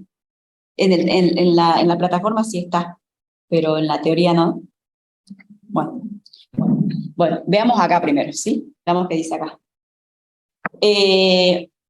Acá dice, las ganancias netas de las personas humanas y instituciones indivisas, derivadas de dividendos y utilidades que se refiere al 49 y 50, ¿sí? Tributarán a la alícuota del 7%, no resultando de aplicación para los sujetos que tributen las rentas a que hace referencia el segundo párrafo del artículo 73, ¿sí? El impuesto a que hace referencia el párrafo presente deberá ser retenido por parte de las entidades pagadoras de los referidos dividendos y utilidades, y dicha retención tendrá el carácter de pago único y definitivo, ¿sí? Bueno, vamos a este cuadro, ¿sí? Nosotros tenemos la sociedad de capital. La sociedad de capital para el impuesto a la ganancia, ¿sí? Puede ser cualquiera de los sujetos que ya hemos visto del artículo 73. Si esa sociedad de capital distribuye dividendos, distribuyen las sociedades por acciones y el resto distribuyen utilidades, ¿sí? Distribuyen dividendos y utilidades. Nosotros podemos tener el caso de que los accionistas o socios de esa sociedad de capital sean personas humanas o asociaciones indivisas. Podemos también tener como socios o accionistas personas jurídicas y también puede ser que tengamos un inversor del exterior, un beneficiario del exterior, ¿sí? Como socio o accionista. Entonces, la sociedad de capital, ¿sí? Cuando decide, digamos, distribuir sus dividendos o utilidades, tiene que saber, digamos, tiene que saber la condición de cada uno de sus socios o accionistas, ¿sí? ¿Por qué? Porque ahora, desde la reforma de diciembre del 2017, cuando se graban los dividendos y utilidades, tiene que actuar la sociedad como agente de retención. Entonces, y para actuar como agente de retención tiene que conocer, digamos, a sus socios o accionistas. ¿Por qué? Porque lo que nunca se modificó, y eso sigue igual desde antes de la reforma de diciembre del 17, es cuando se trata de socios o accionistas que sean personas jurídicas. Cuando la sociedad de capital tenga un socio accionista que sea persona jurídica, ¿sí? Ahí se hace aplicación del artículo 68, no sé si sigue siendo 68, no sé si está con la nueva o vieja, sí está con la nueva, el 68 de la ley de ganancia, que le da el tratamiento de no computables. Entonces, la sociedad, digamos, de capital solamente va a actuar como agente de retención sobre aquellos dividendos y utilidades que se distribuya a personas humanas o sucesiones indivisas, ¿sí? Y por supuesto siempre va a caer el beneficiario del exterior. No importa si el beneficiario del exterior sea una persona jurídica. ¿Por qué? Porque se supone o se presume que siempre detrás de la persona jurídica, beneficiario del exterior, termina en una persona física. Por eso que el beneficiario del exterior siempre, digamos, en el tratamiento que se le da, ¿sí? Por allí, digamos, en algunos casos se lo asimila con una persona humana, ¿sí? Entonces, cuando se distribuya a un beneficiario del exterior, aunque sea una persona jurídica, también le vamos a hacer la retención por distribución de dividendos, ¿sí? Pero en el caso de la persona humana, esto ya lo vimos, nosotros le vamos a dar el tratamiento de rentas de segunda categoría, le vamos a aplicar la metodología de liquidación de impuestos cedular, ¿sí? Le vamos a aplicar la alícuota del 7%, como me dice, digamos, el artículo de impuestos cedular que trata este tema, y esa retención que le vamos a hacer va a tener, digamos, dos sentidos, ¿sí? ¿En cabeza de quién? En cabeza del socio o accionista. Si el socio o accionista es un sujeto no inscrito en el impuesto a las ganancias, ¿sí? ¿Por qué? Porque quizás es un mero inversor, ¿sí? Entonces, esa retención que le va a hacer la sociedad de capital va a tener el carácter de pago único y definitivo. ¿Qué quiere decir? Que no tiene que salir corriendo el accionista a inscribirse en los impuestos, ¿sí? Porque ya pagó en la fuente, ¿sí? En la fuente pagó. Entonces, esa retención queda en carácter de pago único y definitivo. Pero, si el accionista es un sujeto inscrito en el impuesto a las ganancias, porque es contribuyente, porque tiene otras rentas, etcétera, etcétera, que son los casos, digamos, que nosotros le damos los trabajos prácticos, los parciales, ¿sí? Entonces, nosotros allí, la sociedad de capital le hace la retención, pero esa retención va a tener el carácter de pago a cuenta. ¿Qué significa esto? Que el contribuyente, como ya dijimos, es inscripto en ganancia, ustedes le van a hacer la declaración jurada, por según el tipo de renta que obtenga. Y entre ellas le van a hacer la declaración jurada del impuesto cedular por dividendos y utilidades. Y le van a hacer la declaración jurada de impuesto cedular, le van a aplicar la tasa que dice el rubro de impuesto cedular, que es el 7%, y cuando le dé el impuesto determinado, ¿qué van a hacer? Van a computar esta retención como pago a cuenta y le va a dar 0 de impuesto a ingresar. ¿Estamos? Esa es la diferencia entre cuando la sociedad de capital tiene que distinguir quiénes son sus socios accionistas, ¿sí? ¿Por qué? Porque para la persona humana, residente del país, no inscripto, esa retención va a tener carácter de pago único y definitivo, pero el inscripto va a tener el carácter de pago a cuenta, ¿sí? Para el beneficiario del exterior también va a tener el carácter de pago único y definitivo, porque al beneficiario del exterior, justamente ustedes después lean el capítulo de beneficiarios del exterior, nosotros, o sea, las normas tributarias trabajan, digamos, para que, o establecen, digamos, que el beneficiario del exterior tiene que tributar por las rentas de fuente argentina, ¿sí? Pero no le vamos a llenar de formalidades al beneficiario del exterior. No podemos decirle, no, mire, tiene que venir, inscribirse, presentar declaración jurada e ingresar la obligación tributaria. No. Todas las normas, digamos, para que el beneficiario del exterior tribute por sus rentas de fuente argentina, están, digamos, trabajadas más o menos en este sentido, vía retención en la fuente. Y esas vías de retención en la fuente se les llama en carácter de pago único y definitivo, ¿sí? O sea, se designa quién es el sujeto que está obligado a retenerle el impuesto a las ganancias al beneficiario del exterior, que en este caso puntual de dividendos y utilidades, el sujeto designado que le cobre el impuesto al beneficiario del exterior es la sociedad de capital, ¿sí? Pero, entonces la sociedad de capital le va a retener al beneficiario del exterior y le va a retener a la persona humana no inscrita en ganancia en carácter de pago único y definitivo, pero le va a retener a la persona humana inscrita en ganancia como pago a cuenta. ¿Qué significa? Que esa persona humana tiene que hacer la declaración jurada vía impuesto cedular, ¿sí? Ahora, todo esto lo tiene que hacer solamente cuando la sociedad de capital hace la asamblea aprobando sus estados contables y tomando, digamos, decidiendo, digamos, si va a distribuir dividendos y todo este tema. No, esto se hace para los dividendos reales, que es cuando se hace todo esto que hace la sociedad de capital, su asamblea, aprueba los balances, decide distribuir dividendos, pero también esto debe hacerse cuando se dan los dividendos fictos, ¿sí? Cuando se dan los dividendos fictos. También tiene que operar la sociedad de la misma manera. Porque los dividendos fictos, en realidad, son verdaderos dividendos, en el fondo, ¿sí? Porque esto también nos trajo la ley 27430 de la gran reforma de diciembre del 17, ¿sí? ¿Por qué? Porque en realidad nos trae una serie de hechos que ocurren, ¿sí? Que son, digamos, comprobables, que el accionista o el socio, digamos, está como disfrutando, digamos, de esos retiros, de esos hechos, de todo lo que vamos a ver ahora, pero no se le daba el tratamiento digamos, de dividendo o utilidades. ¿Por qué? Porque faltaba una formalidad. ¿Cuál era la formalidad? Esa que hemos mencionado hace un rato, que se reúna la asamblea o reunión de socios y decida y lo vuelque, digamos, en sus actas de asamblea de que se están distribuyendo dividendos. Entonces, la sociedad nunca distribuía dividendos, pero en la realidad, el socio accionista, y ni hablemos, en la mayoría de las empresas pequeñas y familiares, se viven llevando los dividendos, los socios accionistas, ¿sí?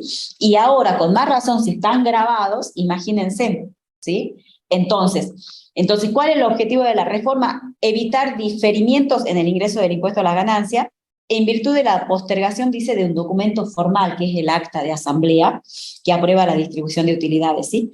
Cuando en los hechos los accionistas titulares de dichas sociedades ya están haciendo efectivo uso de aquellos. Entonces, es una presunción, dice, que admite prueba en contra. Esto es importante y está en rojo. ¿Por qué?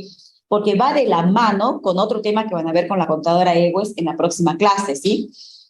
Que es otra presunción, pero que no admite prueba en contra, ¿sí? Entonces, esto admite prueba en contra, o sea que si demostramos que en realidad no nos llevamos esa plata para uso o consumo particular, si demostramos que retiramos ese dinero, pero para gestiones, digamos, que hacen a la sociedad, entonces se admite la prueba en contra, ¿sí? Existen 3 elementos, dice, para que se deben dar en forma concurrente. Primero, el hecho conocido, que esto nos trae la ley una lista. La ley, ahora lo vamos a deshojar al artículo 50 y no sé qué, que nos da una lista de estos hechos conocidos, ¿sí? Por los cuales van a ser generadores de los dividendos fictos, ¿sí? Los sujetos que intervienen en la operación. ¿Quiénes son los sujetos? Y primero son los que se llevan el dinero de la sociedad, que son los accionistas y los socios y accionistas, ¿sí?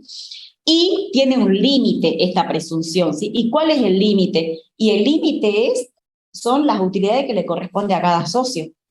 Porque si tengo una sociedad de 2 socios que tiene el 50% cada uno, y en realidad la sociedad de este año generó, digamos, utilidades por 1.000.000, y si uno de los socios se llevó prácticamente el 1.000.000, no podemos, digamos, decir que el 1.000.000 es dividendo ficto.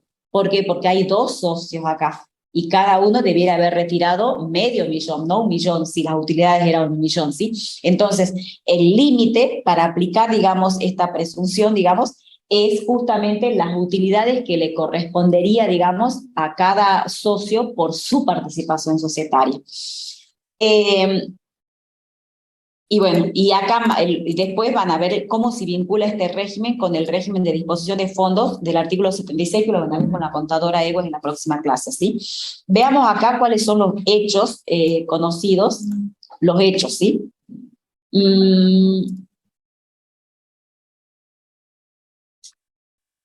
En el artículo 50 es, a ver, 48, 49, 50, ¿sí? En el artículo 50 de la ley nos dice: se presumirá que se ha configurado la puesta a disposición. ¿Por qué? Porque me remite al artículo 24, ¿no? Recuerden el viejo 18, que ahora es 24, el que me dice cuáles son los criterios de imputación. Y recuerden que cuando ese artículo, cuando me trata el tema de distribución de dividendos y utilidades, me dice que cambia para este caso, para los dividendos y utilidades, el criterio de imputación. Cambia el percibido, que es el criterio general que se aplica para segunda categoría, y lo cambia ¿por cuál? Por el de puesta a disposición. Y siempre la puesta a disposición es anterior al verdadero percibido, ¿sí? Es cuando la sociedad, digamos, lo pone a disposición, valga la redundancia, ¿sí? En ese momento, cuando la sociedad dice, acá está este dinero para que lo retiren, desde ese momento, lo haya retirado o no el accionista, pero desde ese momento ya se considera, digamos, que ocurre ese momento en el que el accionista tiene que incorporarlo en su declaración jurada, con la puesta a disposición, aunque el accionista no haya pasado a retirar ese dividendo de utilidad, ¿sí? Por eso digo, la puesta a disposición es como en un momento anterior al verdadero percibir. Entonces, y acá que dice, justamente para los dividendos fictos, dice, se presume que ocurre la puesta a disposición, ¿sí? Cuando se dan, dice, o se verifiquen algunas de las situaciones que se enumera y en la magnitud en que prevé cada uno de estos hechos que me dice seguidamente. Cuando los titulares, propietarios, socios, accionistas, como quieran llamarlos, ¿sí? Del artículo 73, de sujetos del 73, realizan retiros de fondos por cualquier causa por el importe de tales retiros. Entonces, en ese caso, a ver, me voy acá tengo, ¿sí? Acá tengo. ¿Cuál es el hecho conocido? Que el accionista vino y se llevó el dinero de la sociedad, ¿sí? Entonces, ese es el hecho conocido, porque acá nosotros, las presunciones tienen esta estructura siempre, ¿sí? Tenemos un antecedente o partimos de un antecedente, que siempre es un hecho que sí conocemos, y presumimos, digamos, el resultado o el consecuente, que en este caso presumimos, digamos, o el dividendo ficto, ¿sí? Pero este es el proceso, digamos, de toda presunción, que lo ven cuando ven en la ley 1183, el tema de determinación de oficio sobre base presunta. Bueno, tenemos entonces el hecho conocido, retiro de fondos, ¿sí? Bueno, sí. ¿Y cuál va a ser el dividendo ficto? Y este es el caso más fácil, porque el dividendo ficto va a ser el dinero que se llevó, el monto de lo retirado, ¿sí? Entonces, si viene el accionista y se lleva, digamos, no sé, 100.000 pesos, entonces ustedes tienen que saber que esos 100.000 pesos, en ese acto, la fecha en que se lleva el dinero, tienen que hacer, digamos, el tema de la retención del 7%, ¿sí? Y otro tema, fíjense en que cuando dijimos que tributa vía retención, ¿sí? Cuando yo lo llevé en el cuadro acá arriba, acá. ¿Dónde era? Acá. Acá, estos son retenciones, retenciones y retenciones. Y la sociedad de capital, ¿sí? Cuando cumple con estas obligaciones, digamos, de los distintos regímenes de retención, esos regímenes son de intervalos quincenales, ¿sí? Entonces, como que el que es designado como agente de retención, ¿qué tiene que hacer? Aplica los regímenes de retención del 1 al 15 de un mes. Y todo lo que retiene del 1 al 15 tiene que depositarlo el 22. Y después las retenciones que hace del 16 al 30 o al 31 tiene que depositarlo el 10 o el 12 del mes siguiente, ¿sí? Fíjense que es quincenal el control. Entonces, o sea, la tarea que tiene que hacer la agente de retención. Entonces, fíjense, ¿no? Si se lleva los fondos, ¿sí? No es que yo voy a analizar esto cuando esté cerrando los estados contables o el otro año, ¿no? Y ni siquiera es en el mismo mes, sino que lo tengo que ir controlando por quincena. ¿Por qué? Porque tengo que cumplir el régimen de retención, ¿sí? Y el régimen de retención funciona así, por quincena. Entonces, por quincena mínimamente tengo que hacer este control. A ver, ¿qué se llevó el socio en esta quincena, sí? Entonces, ¿se llevó los fondos? Bueno, el monto retirado, el 7%, ¿sí? Tiene que hacer la retención la empresa. Después, ¿cómo se la cobrará a su accionista? Lo pondrá en su cuenta corriente, lo llamará a que le dé la plata. Es otra historia, pero la sociedad de capital tiene que cumplir con su obligación como agente de retención, ¿sí? E ingresa, digamos, el impuesto retenido sobre los dividendos fictos, ¿sí? ¿Cuál es el otro hecho que me indica la ley? Utilización y goce de activos de la sociedad, ¿sí? Es normal que los socios accionistas estén viviendo en inmuebles de la sociedad, ¿sí? También que estén usando los vehículos de la sociedad. Eso es re normal que usen los vehículos de la sociedad. ¿Vieron cuando vimos ya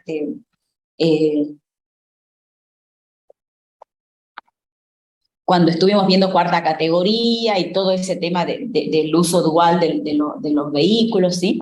Bueno, en ese caso, cuando se esté entonces usando bienes de la sociedad, entonces, ¿qué nos dice? Bueno, en el caso de que esté usando inmuebles, ¿sí? De la sociedad, entonces se va a presumir, ¿sí?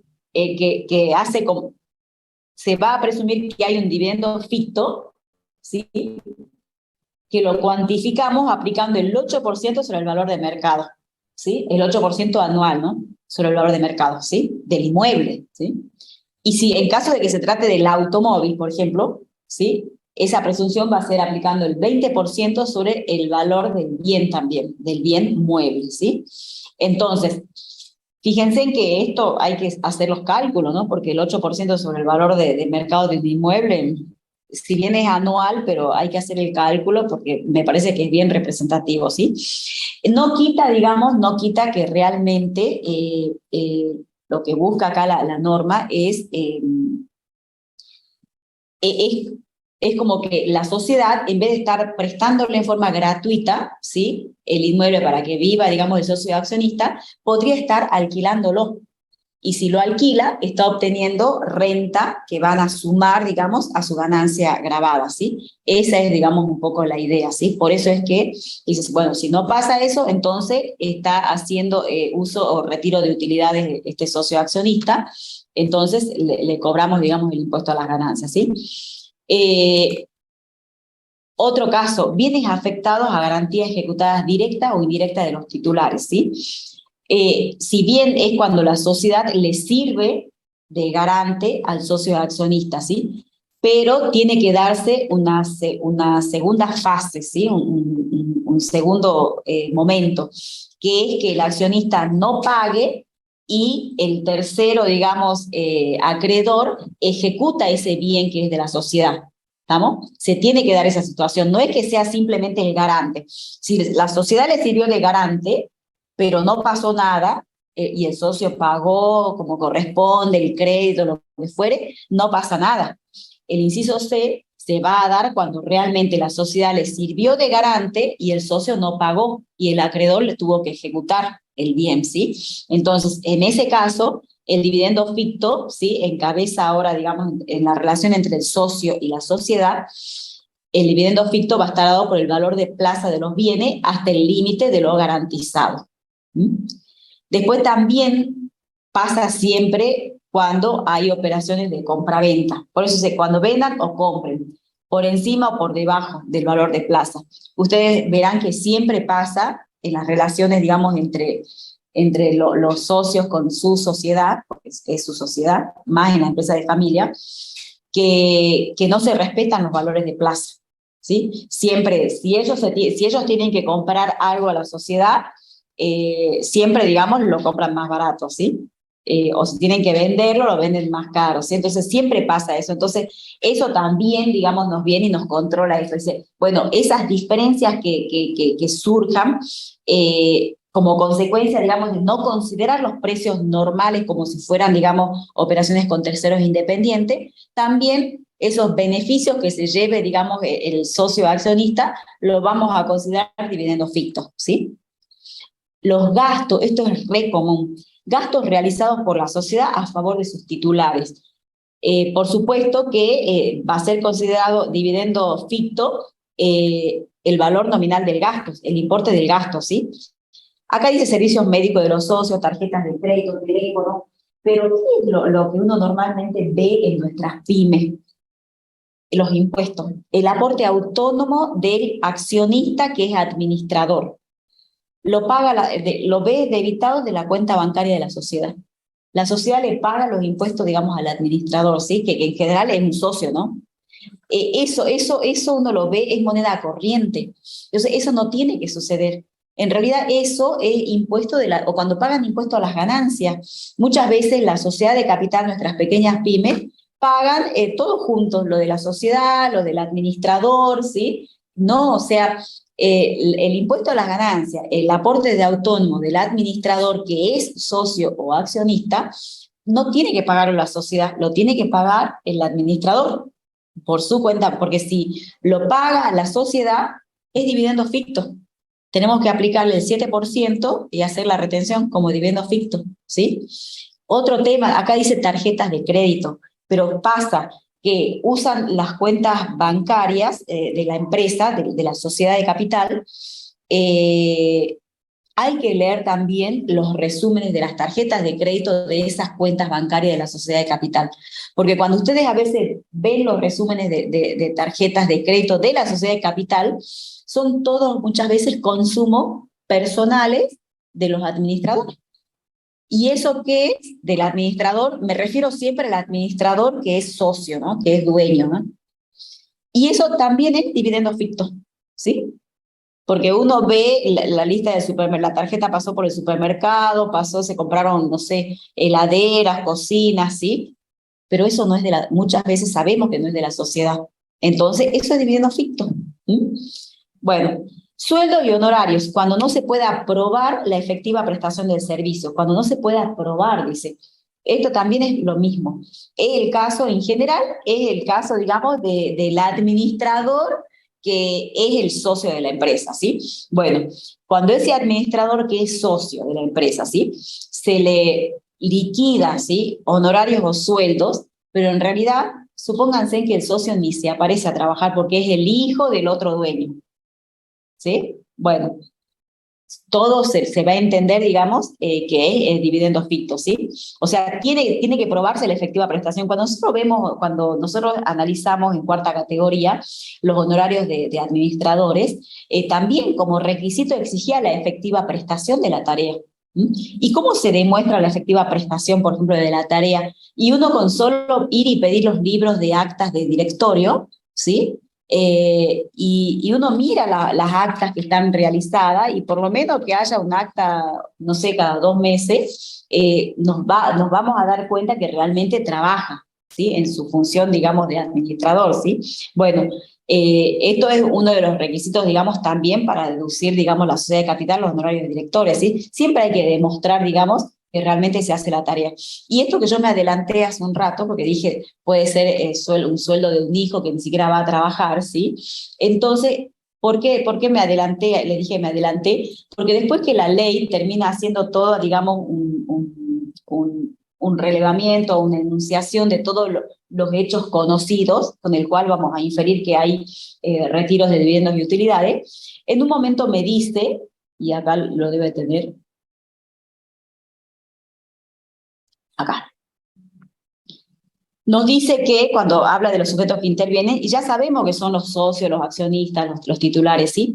Pero también me dice, ¿sí? Que va a alcanzar al cónyuge, al conviviente, a los ascendientes o descendientes en primero y segundo grado de consanguinidad o afinidad, ¿sí? O sea, todo lo que vimos, el retiro de dinero, el pago de los gastos, todos esos hechos, no solamente que sea en cabeza del accionista o el socio, sino si es también en cabeza de su grupo familiar, ¿sí? También tenemos que considerarlo como retiro de dividendos del accionista o el socio, ¿sí? ¿Qué tenemos acá? Esto. A ver, ¿qué más? Dice acá, las presunciones aplican a cada accionista o socio en forma individual. Eso creo que está claro. Puede afectar a unos y a otros no, ¿sí? En general, ¿dónde hay que poner el ojo?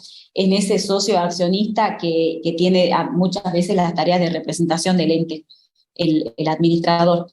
En esas figuras donde más se ven, digamos, estos tipos de comportamientos, ¿sí? Estos retiros, digamos, habituales. La falta de retención genera contingencias gravosas en cabeza de la sociedad, ¿sí? Porque es agente de retención, es la sociedad la encargada, digamos, de... Y el límite. El límite de las utilidades son las utilidades pendientes de distribución. Nosotros con respecto al límite, bueno, los dividendos finos se consideran como tales hasta el límite de las utilidades acumuladas pendientes de distribución al último ejercicio cerrado por el porcentaje de participación que el accionista posea en la titularidad de la empresa, ¿sí? Antes de esto, yo quería decir, a ver dónde está, no sé si está acá. Es que tenemos a veces regulado dentro de la sociedad de capital y otras veces en segunda categoría. Pero se lo voy a decir así porque... ¿en qué tenemos que tener cuidado? Acá está, esto. Y siempre lo llevo a la reforma de diciembre del 17, ¿sí? ¿Por qué? Porque antes de diciembre del 17, y vuelvo a reiterar, los dividendos y utilidades no estaban grabados. Después de diciembre, del 1 de enero del 18, comenzaron a estar grabados, pero no se refiere, la norma trae la gran reforma del 17, así como nos trae normas de transición, ¿sí? Como ustedes vieron, por ejemplo, en la actualización de los bienes de uso, ¿sí? Los adquiridos después del 1 del 18, ustedes pueden, digamos, actualizar la amortización, ¿sí? Bueno, un ejemplo. Bueno, acá también hay normas de transición, porque no es que todos los dividendos y utilidades que se distribuyan a partir del 1 de enero del 18 van a estar grabados, no. Acá lo que toma la norma es cuándo fueron generados esos dividendos o utilidades por la sociedad de capital, ¿sí? Por ejemplo, dice, a ver, por los ejercicios que la sociedad de capital, ¿sí? Tenga a partir del 1 de enero del 18, o sea, por las utilidades que generen la sociedad de capital, ¿sí? Por las utilidades de las sociedades de capital generadas a partir de ejercicio iniciado desde el 1 de enero del 18, esas van a ser las utilidades que van a estar grabadas. O sea que tienen que ser utilidades generadas durante la reforma ya. ¿Estamos? Generadas durante la reforma. Las utilidades generadas anteriores a la reforma van a seguir teniendo el tratamiento anterior. ¿Y cuál era el tratamiento anterior? Que no se los dije todavía, pero en términos generales era o se les llamaba en el viejo artículo 46, no en el artículo 46 que van a ver ustedes ahora en la ley, sino en un texto anterior, buscan el artículo 46 viejo, Y en ese 46 viejo, que era una norma de segunda categoría, decía que los dividendos y utilidades en cabeza de la persona humana, porque estoy en segunda categoría, el 46 viejo estaba en segunda categoría, decía que iban a tener el tratamiento de no incorporados.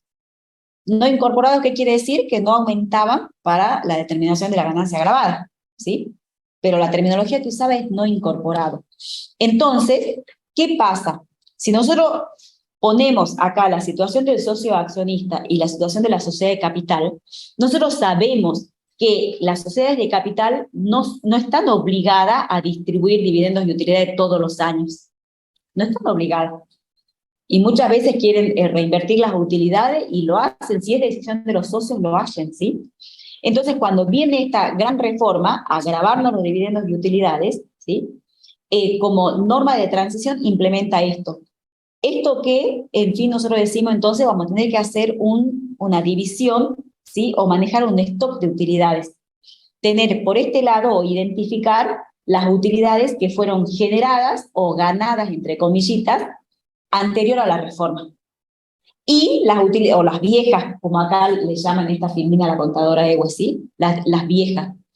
Y separarlas de las utilidades nuevas, que las utilidades nuevas serían las ganadas o generadas con o durante la reforma, ¿sí? O sea, por ejercicios que iniciaron a partir del 1 de enero del 18, ¿sí? Entonces, ¿qué puede pasar?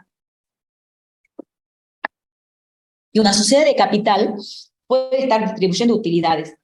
Y nosotros, que estamos, digamos, ya sea, somos asesores de la sociedad de capital y tenemos que ver cómo aplicamos el régimen de retención, o podemos ser asesores del accionista.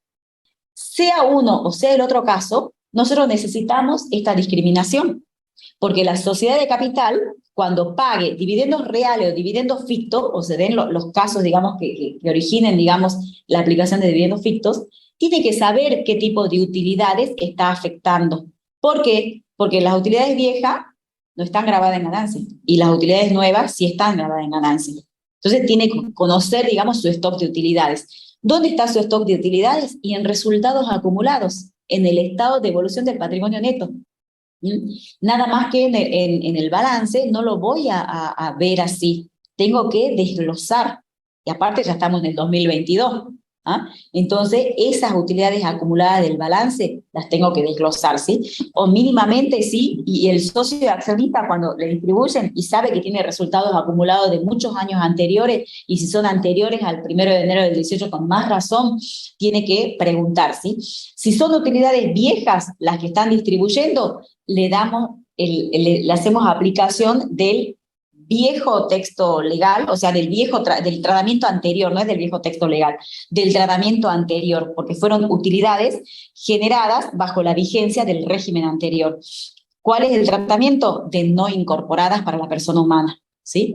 Y para la persona jurídica le decían no computable, que acá están las dos, ¿ves?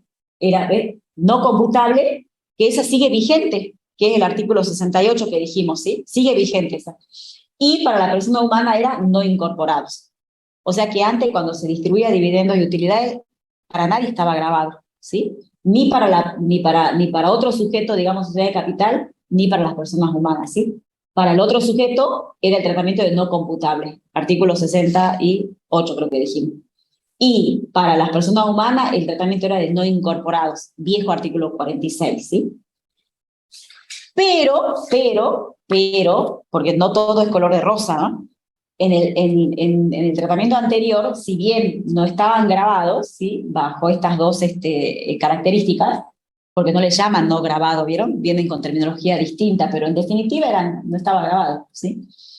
Pero traía esta figura que es el impuesto de igualación, que lo van a ver creo con la contadora la clase que viene, ¿sí?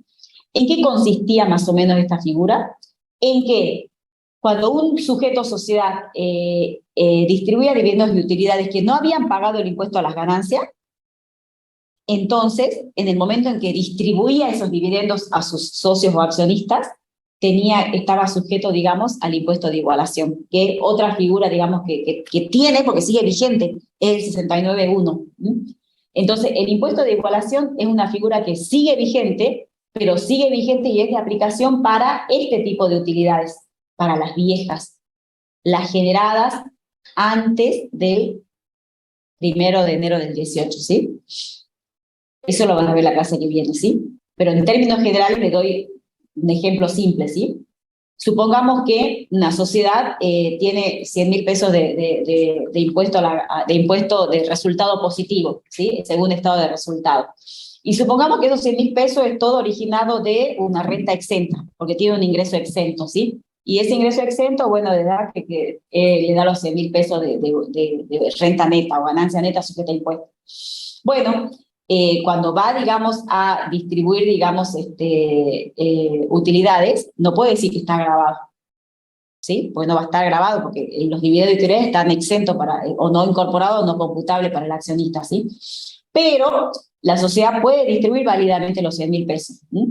Pero cuando se va a dar con esta figura, y esta figura que dice, mire, cuando distribuya dividendos de utilidades, fíjese y haga una confrontación de cuánto pagó impuesto a las ganancias por ese periodo que está distribuyendo utilidades. Y en el ejemplo que les acabo de dar, yo les dije que los 100.000 pesos eran un concepto que estaba totalmente exento. Entonces, ¿cuánto pagamos de impuesto a la ganancia?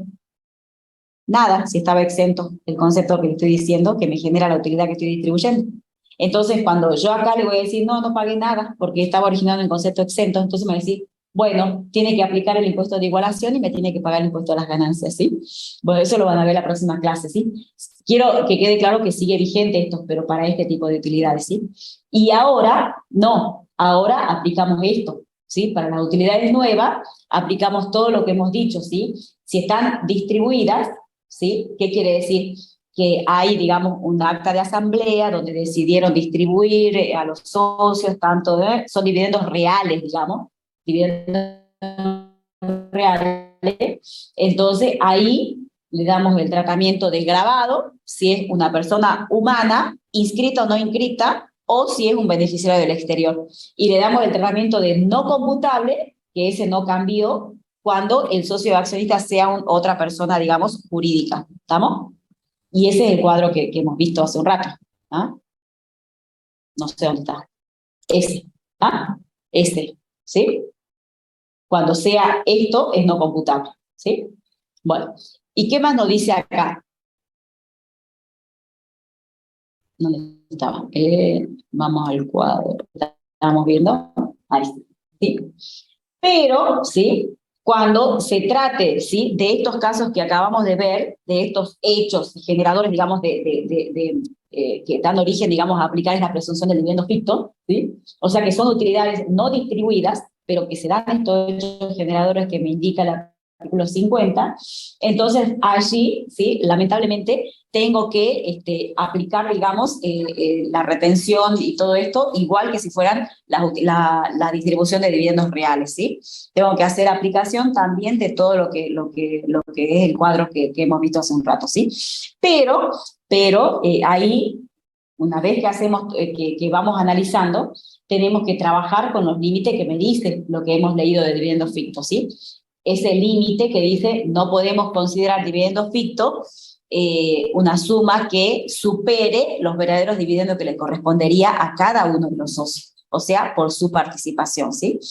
¿Qué pasa de ese ejemplo que yo le di de los dos socios que se tienen que llevar 50 y 50 cada uno y resulta que uno se llevó todo y el otro nada? Bueno, lamentablemente tenemos que aplicar este límite, ¿sí? De su participación y ustedes me dirán, pero el socio A se llevó 100.000 o se llevó 1.000.000, ¿sí? Se tenía que llevar 500.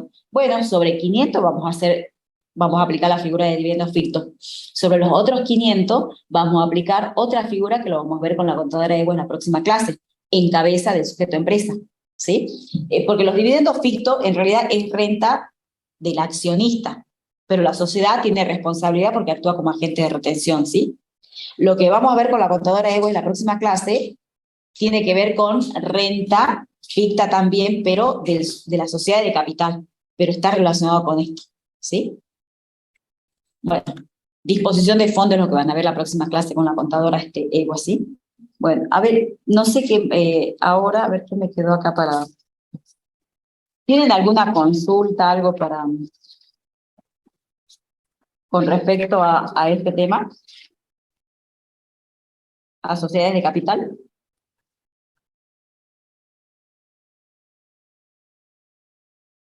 Yo creo impuesto de igualación y disposición de fondos le va a dar la contadora la clase que viene, ¿sí? Así que por eso me parece que no me quedó nada para agregar. Bueno, no sé si voy a ver el chat. ¿Qué dice? Había un delay, era para preguntar lo de la filmina. La filmina está subida en la plataforma Model en la parte de sociedad de capital.